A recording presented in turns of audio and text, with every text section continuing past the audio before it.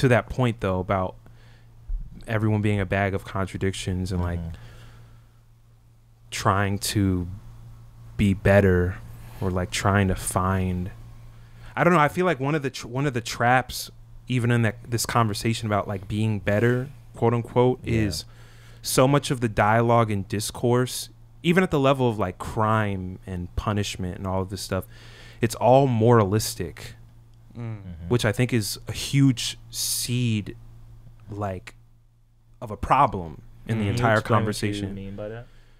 Like versus humanistic, is that what you're trying to say? Or you could frame it as humanistic, but like what I'm really saying is there are logical reasons and rational reasons grounded in your own well-being and the well-being of those around you in your community to not do fucked up things. Right. As opposed to just be this vague idea of be a good person, or it's like a huge issue I have, and I've gotten some of the most intense arguments I've gotten into in the last decade have been with people where we're talking about some of the most fucked up people. Like they've done some of the most fucked up things imaginable.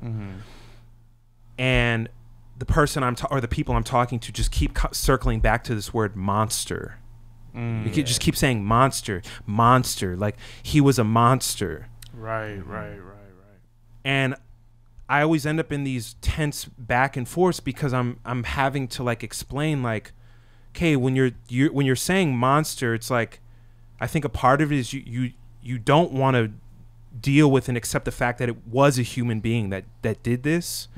And when you totally reject trying to look into what caused someone to do something, you're actually, we all collectively are just enabling that more. Right. And there's like by removing them from humanity as a if you can accept and acknowledge that they're a human, you can then begin to trace the steps and the paths and even the systemic elements, environmental elements that led to them doing what they did. There's a tiny percentage or percent of the human population where they genetically or physically there's a chemical imbalance in their brain, or something about their brain is off, and they're psychopaths or sociopaths, right? You know, and there is a genetic physical component to it, and they can't help it, you know. But for the most part, most of the fucked up shit that's going on in this world is coming out of socialization. It's coming out of people that were born in a time and a place and raised in those crucial developmental years under certain conditions that led them through a sequence of events to do horrible things that healthy people, I guess, I don't know what healthy people means, but most people couldn't even comprehend, you know, couldn't. And I'm actually thinking about this a lot because I just watched this. I'm years late, but we were texting the trials of Gabriel Fernandez, and it's about these parents that tortured and or it was a boyfriend and the kid's mother. They tortured and murdered her son. And the things that they did to him, though, the specifics of the torture are just, it gets to a point where you're like, you almost start going numb because your brain can't like compute that amount of suffering. Oh, totally. For a child. Totally a point where it's numb. Absolutely. Like you're like it's so horrifying and crazy that you're like I can't even process. And you know, there's a conversation to be had about both of you know, his mother and stepfather, or her boyfriend, but most of the physical damage that was done to him and part of the psychological damage was coming from this boyfriend figure. And the documentary doesn't it's custom to, when covering really fucked up things with serial killers or whatever, to just monster, and then we call it we wrap it up and call it a day. And I think for some people, the notion of trying to outside of fear, this baseline fear, I also think it's like, well, if we were to interrogate what made this person beyond their abuse as a child or fucked up parents, then you actually have to confront the institutional and the systemic. Then you actually have to confront capitalism and patriarchy, which those are the two biggest things that most of the time that's literally what it is, you know. There's something about the nuclear family and the social economic conditions that the child is brought up in. I mean, the patriarchy is huge because it's like that's where like the idea that violence is inherent to safety and inherent to structure and order comes into play. And I do, and I don't know where y'all want to go from here in the conversation, but I do want to say, like, I feel like there might be men who, like men, straight men, they were assigned to sex and that's what they identify with, and they are straight assignment. These type of men who, and I'm one of these men, I'm a straight man, but I feel like there'll be men who hear us throwing around this word patriarchy and they'll brush it off or brush it aside for a lot of different reasons in their mind. And I say that to say I think it's like worth us being specific and like defining patriarchy, since we say it all the time. Yeah, I mean, like, outside of straight up defining it, I can just say that, like, being a free man is outside of patriarchy, and I think there's almost not a male chauvinism, but there's something encouraging about the idea of being a man in a society where you're not seen as a monster because of how a system is typically making you. Like, I don't know. It's just like, it's thinking about that time we were having a conversation about patriarchy on the subway, and a woman said she was about to cry just because we were having the conversation. That wasn't a flattering moment for us. It was deeply depressing. And honestly horrifying. It's like almost the violence that you feel in someone express, not that from them, but the violence that you feel. It's like this is like a mad, crazy world, and I'm seeing a glimmer of light, but it's like the system of patriarchy is so fucked and so pervasive and so powerful across genders and sexual orientations. I think something that's like worth exploring in general is how communal liberation, you can have selfish desires for that. That's the point I was trying to make. That is what's like, when I said moralistic, it's tied right to what I was saying. When we're talking about crime, someone did something fucked up or whatever. It's like, no, like, let's unpack why. I don't want to be a part of men. Right. I don't want men to exist. But like, let's logically explain why that behavior doesn't help other people, yes, but also doesn't help men. And I feel like this is such an important conversation right now, because there are so many straight or whatever men in the world right now that are feeling pain tied to feelings of what's the word I'm looking for? They don't feel. I'm having one of these brain farts again. You'll get it. They don't feel adequate enough. They don't feel alienation. I mean, like.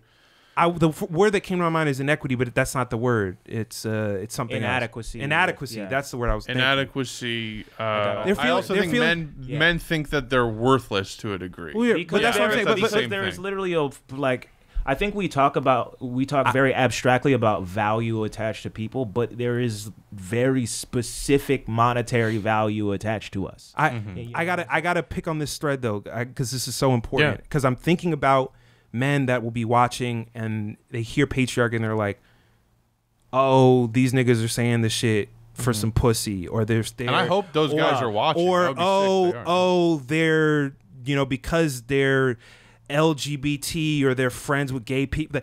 It's like, pause on that for 1 second. I'm happy to burn this joke I've been using right here. Like, I've never had pussy good enough to change my worldview. That's like true. It's just, but that's not what this is.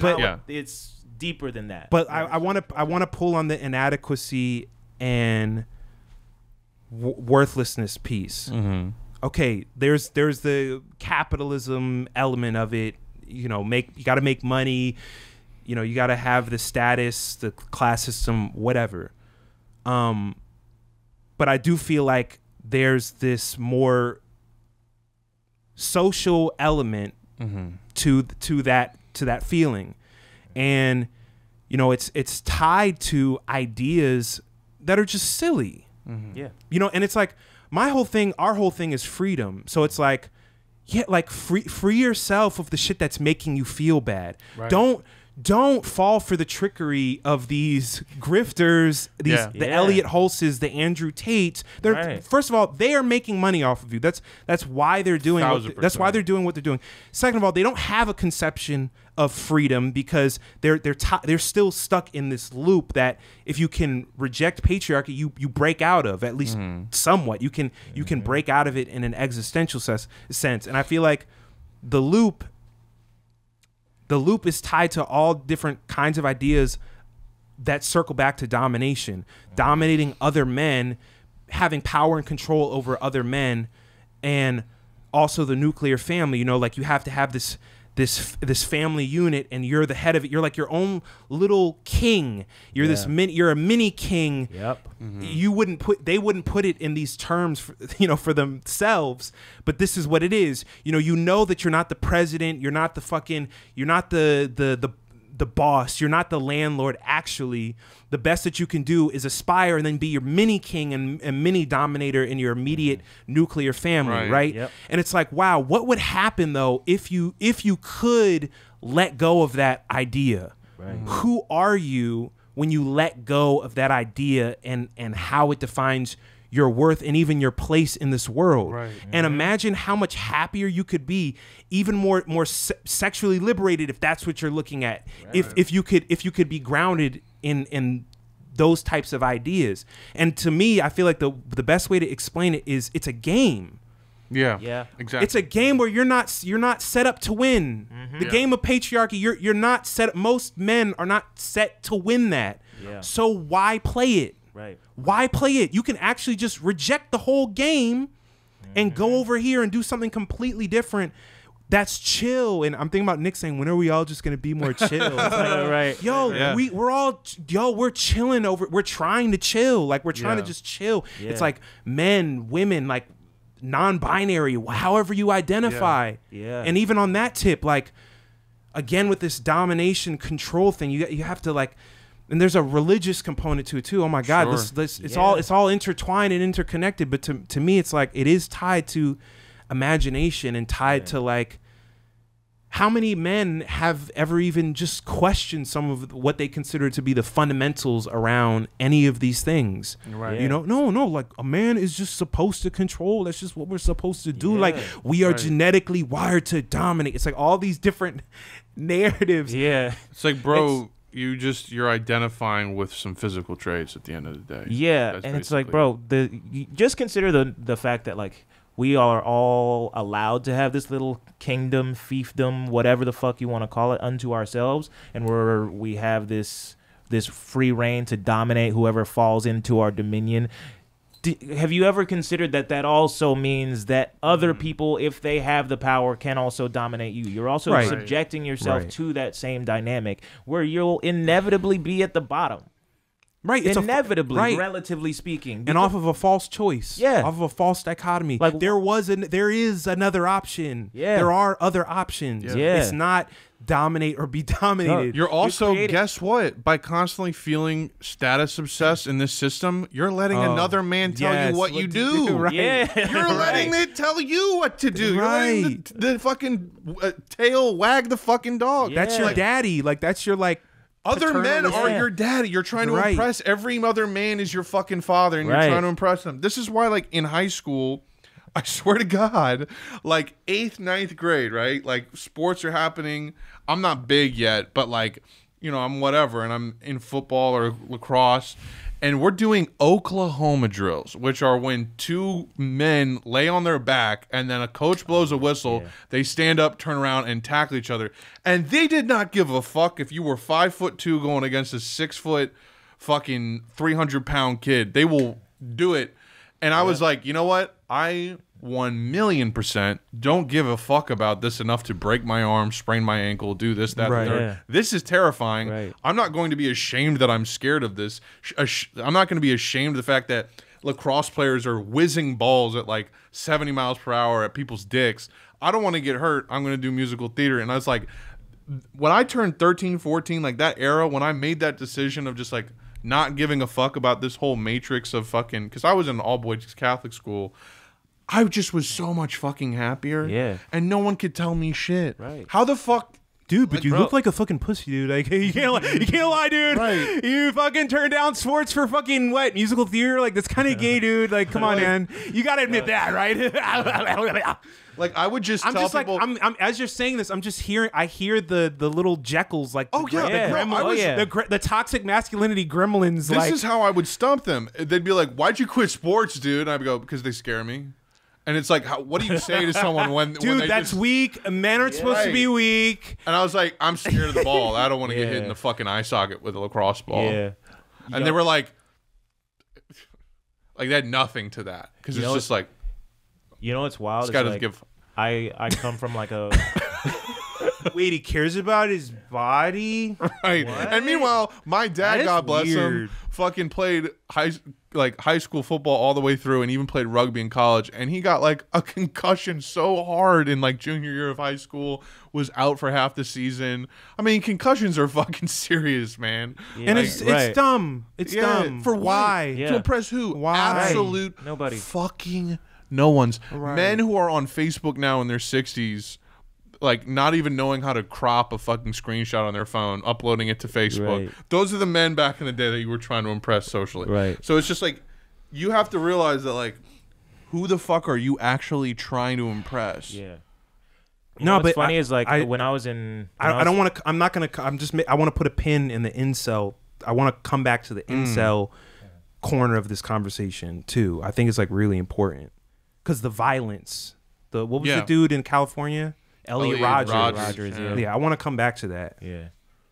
Oh, that was it. Oh, this is. Yeah, I said I wasn't trying to cut you off. I just wanted to. Oh no, I was just gonna like to that point you made. It's like I kind of bounce around schools a lot, and so I was kind of in between a lot of different cultures growing up, and a lot of different expressions of masculinity, and a lot of different expressions of homophobia.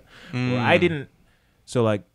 I went to black school early on, and then I went to like probably like 50-50 black and then Latino school in middle school. And the way like the like mostly Mexican kids in Atlanta expressed homophobia was so different from the way that the black kids expressed it, that it kind of canceled it out for me. To where like the black kids, if you like the mild insinuation that you did some gay shit was like, oh dog, what the fuck is wrong with you, you're gay or whatever. The Mexican kids I grew up with would just like pretend to be gay as a form of homophobia, and that was what they did. And so I remember just like being at the intersection of both of those. Growing up at the intersection of both of those, I would pretend. I remember like I still played football in my black neighborhood, going to school with these Mexican kids, and I remember like it all kind of clicked for me and just undid so much conditioning when when a kid like came up to me and was like, yo bro, you're gay. And I just went, oh shit, who told you? and then they freaked out, and in my mind I'm just like, oh, I thought we were both, oh okay. Right. Damn, I guess it's all I guess it doesn't mean anything. No, it doesn't mean what I thought it did. And I'm just kind of like. And real quick before you get to your, I just want to say, like, there's nothing wrong with being masculine or stoic if that's your nature. There is a place for that. There's like, if you protect the people you love, if you hold shit down, if you work fucking hard, if you just like, I don't know, make people feel safe. That's like where masculinity is great. Like, but it doesn't mean you serve a higher purpose than anyone else in the family and the community and anything like that. Yeah. When it crosses over into that area of controlling and violence. Right. And that's not just against other people. That's your fucking self. Yeah. You're hating yourself because of an idea of a man that you feel you have to live up to. Yeah. You know? When you're imparting violence on behalf of other people just because of some values or morals that you ascribe to them that they don't necessarily agree with, but they are under your Look at what you're sacrificing for what? You're sacrificing your own humanity, your own love of self. All of these things for who and for what? That's the question you should be asking yourself. Even just physically your own safety. Right. Just beyond. If you beat the shit out of someone, they don't, unless they're dead, they'll find you again. Right. And beat the fuck out of you harder. And even with probably a couple other people. And even if they never do, bro, don't your hands hurt? Yeah. Your hands don't hurt? Like, come on, man. All of this is reminding me, though, in Gabriel Fernandez's case, a part of why he was tortured and beaten was because his quote unquote guardians thought he was gay. Really? Wow. And his mother's brother was gay and had a gay partner. When she gave birth to him, she didn't want him and was going to just put him up for adoption. And her gay brother and his partner said, no, like, let us take care of him. We'll raise him. And through a sequence of events, they ended up, the abusive mother and her boyfriend ended up getting Gabriel when he was a little bit older. Yeah. And then that's when this hate crime kind of shit started. Right. You know? And I think that kind of leads up to a point that I wanted to get into, is just this idea of the nuclear family or the single family household, where this is not your business. How I raise my kids is not your business. Right. If you get involved, that's a violation. Yeah, exactly. Your kid goes to my kid's school, though. Yeah. And for those who don't know, nuclear family is, husband, wife, and then kids. White picket fence. That's everything. And a much newer concept than we believe. Definitely historically, humans have lived communally in community beyond just the immediate parents, extended family, friends. And they still do. Yeah, in a lot of places. That's a class thing. Yes, and a lot of, but it's also a cultural what do you need for thing. That? A house, you need property. It's also a cultural and colonial thing. There are there are indigenous societies and not even non-indigenous communities, even here in North America, that don't operate that way. Right. It's purely a status thing that we've all adopted because, maybe just material wealth has gotten so broad to the point where like the bottom rung of society is a little bit higher than it used to be. Yeah. So more people can afford to do that. But also a lot more people can afford to just live communally. They can afford to keep up the lifestyle illusions that make them look closer to the king. Yes. That make them feel like they're a mini version of the king. Yeah. It makes me think also about like how like, families like usually, like, I don't know, historically they would like grow up and die in the same area. All the families and all the extended families will live close. But now it's like, oh, I live in New York. My sister lives in Colorado. My family lives in St. Louis. All this shit.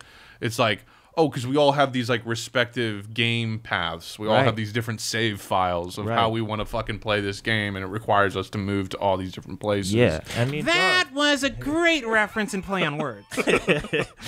But yeah, it's like, weird, it's like it splits it up. It splits up all the shit. And like to bring it back to like my experience is like my mom is Nigerian, grew up in Nigeria, went to school in London, and moved to Atlanta where she doesn't have a connection and no real incentive to like connect me to people where I live. I never went to school in my neighborhood even, because what reason do we have to be attached to this geographic location? So I'm like, my sense of community, even beyond just where I grew up, is like, it kind of fucked me up at one point, as I realized I don't think anybody has known me for my whole life.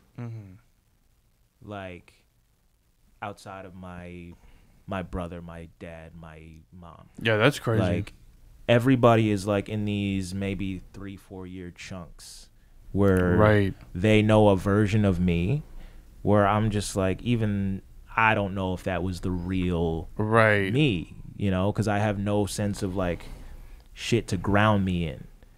Right. And it makes me feel like I'm crazy sometimes, because I'm just like I tell people I'm from Atlanta, but like, do I really know Atlanta like that? And really, I feel that same way about St. Louis to a degree. I mean, it's a smaller city, but it does feel like I've meet people that are like, they are St. Louisans. Like they're from there. You know? And St. Louisans. St. Louis. But like even where I did physically grow up in Lithonia, like I wasn't there my whole life. I didn't go to school there. Even when I did go to school in Lithonia, I didn't go to the same school as my brother. We didn't have the same friends, and so it always felt like it's very fractured. It's fractured, and so it feels like it's made it a lot easier in my life for me to bounce around from friend group to friend group. I was always the dude that was like cool with everybody, but nobody really like knows me. And so it's always made it it's always made that possible. It's always made it possible to just like kind of vanish on people. Right. And to sort of like instinctually reinvent myself in certain contexts. I've known some kids like that growing up. Yeah, and it also makes it a lot easier for you to be sort of like abused in that sense of like an Elliot Hulse or like a whoever else, to where you feel no connections to the people in your life. You feel no reason to keep them around unless you like really build shit with them like we're doing right now. Right. Unless you really build institutions with these people, but like nobody really feels the... And when you're young, it's hard too. Yeah. There's all this young... Like when you're a young man especially. Yeah. There's all this bullshit. Right. I mean, I remember like situations where my brother would be like hanging with his friends and I try to join in. And this is just granted partially just big brother, little brother shit, but like that impulse to be like, nah, these are my friends. Go get your friends. Right. Like we both live in this same neighborhood. There's not that many kids here. Right. Like if those aren't my friends, then I don't have friends. It's also I don't have community. Super like, you know? Not underrated, but it's like people don't realize how easy it is to just be like, fuck this new kid. Yeah. Like it's so easy when there was a kid that I think joined our school. I had been there since 6th grade. It was 6th through 12th grade. And there was a kid that showed up in 11th grade. And if you think that kid had it, like it was tough for that guy. Oh, dude. I moved my mom moved neighborhoods when I was it was in middle school. I don't remember what grade specifically. But I remember like first day in this new neighborhood, I just like rode a bike past somebody's house. A bunch of kids were hanging out outside. And I looked over. I thought I recognized somebody. And I stopped and I was like, wait a minute. Is that kid? And they saw my lips move and they thought I called them a bunch of bitches.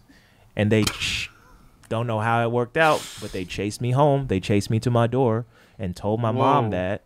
And that was my first day in that neighborhood. Wow. And so I lived inside for my entire middle school experience.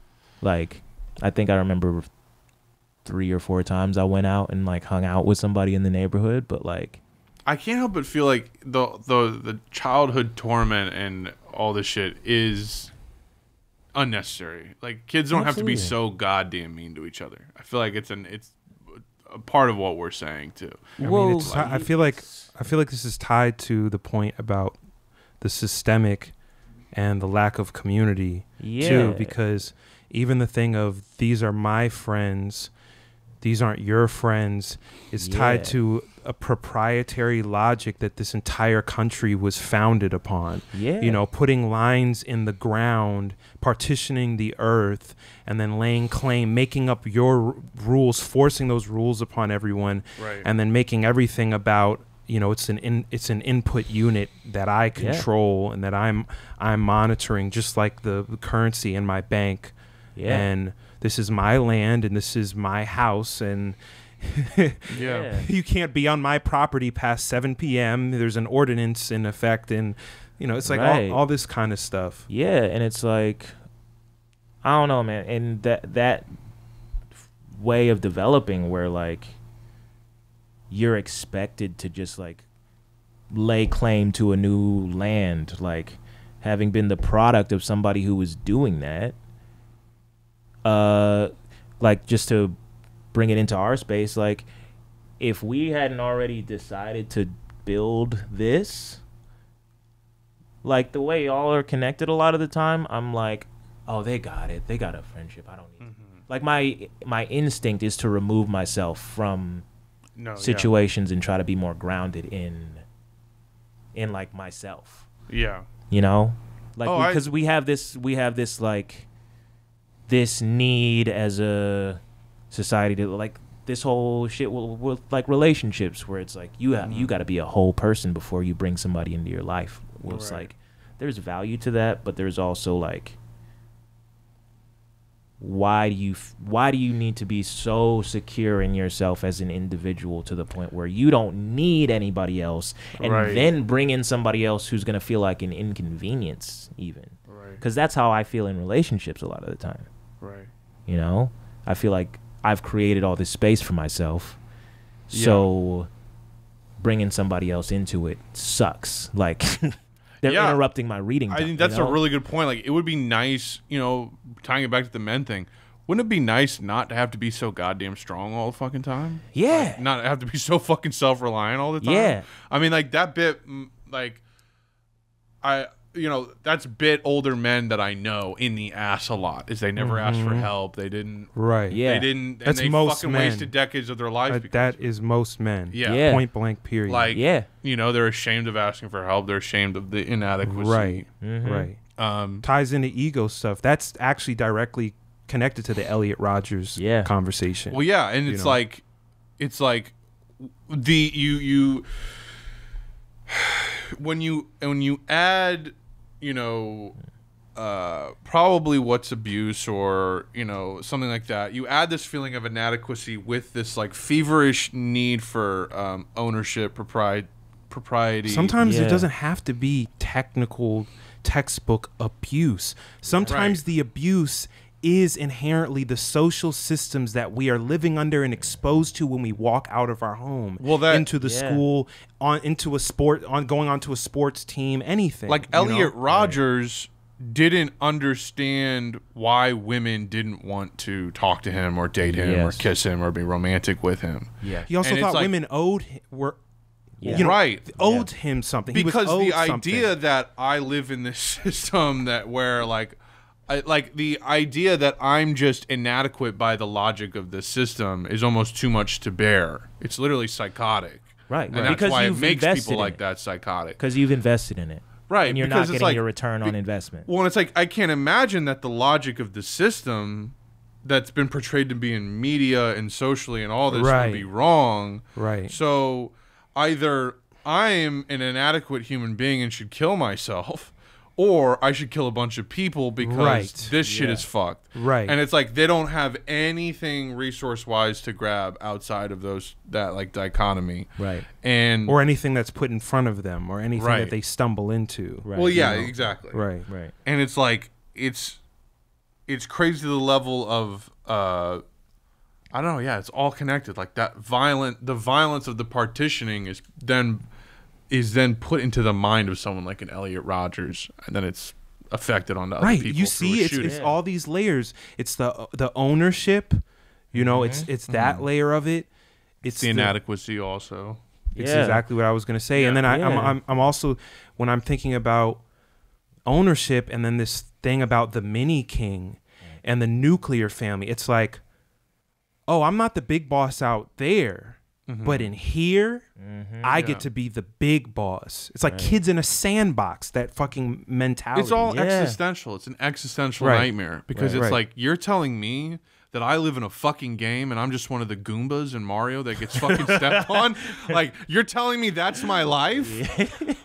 I'll fucking kill everyone. You know what I mean? Like, it doesn't make any sense. Right. It's horrifying. Right. It's horrifying if that's the barriers that your mind is in. Yeah. No, but this is something I would call the LARP of patriarchy. Yeah. These violent. It's not LARPing because it's like it's having real violent impacts on people, but it's RP. it is LARPing. Can happen in real life, right? But that's what I'm saying. It is like a LARP in the sense of it's tied to a mythology, right? It's tied. It's informed by a mythology. It's constructed, but it still affects you, right? Which is the through line of all this shit. Right. It's like it's made up, but it has real life consequences. Yes. Right. Yeah. So it's like we know why most men are going to start off with that mythology because those are the values and the norms and the standards that damn near every single major institution in this country is going to indoctrinate you with. Right. You know, so it's like I feel like a huge part of the solution is just letting people know there is a whole nother logic. That's the way I describe it. It's a social logic.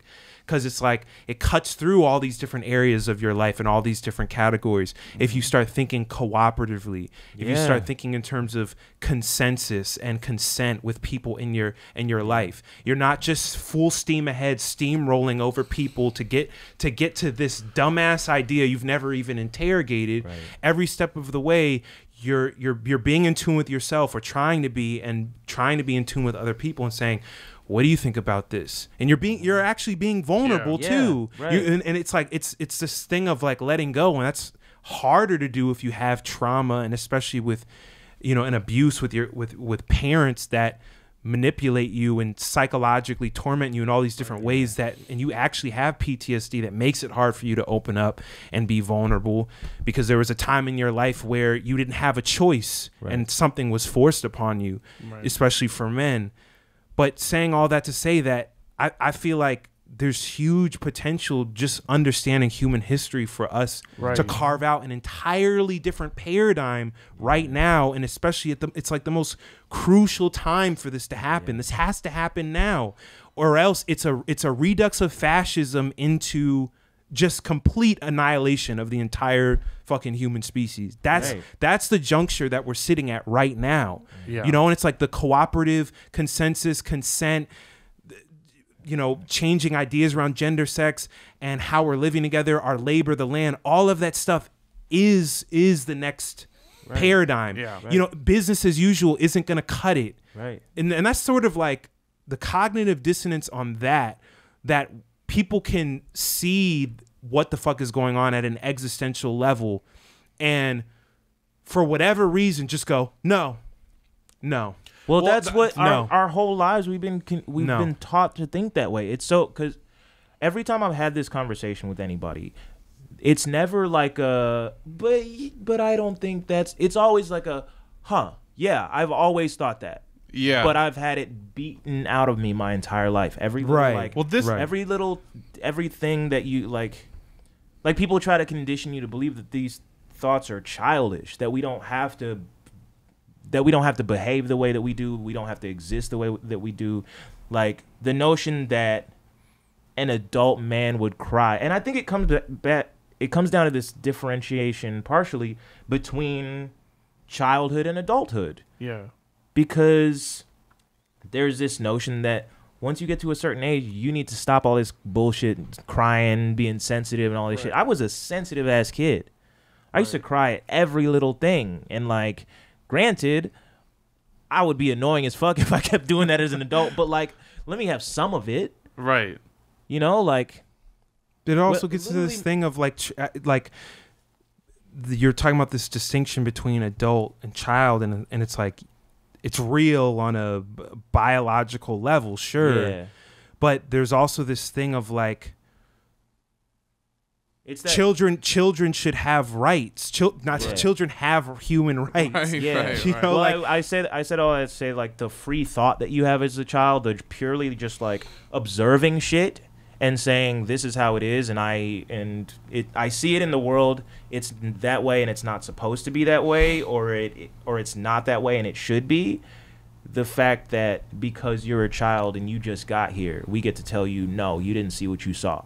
Right. And so we grow up convincing ourselves that, but that can't be what it really is.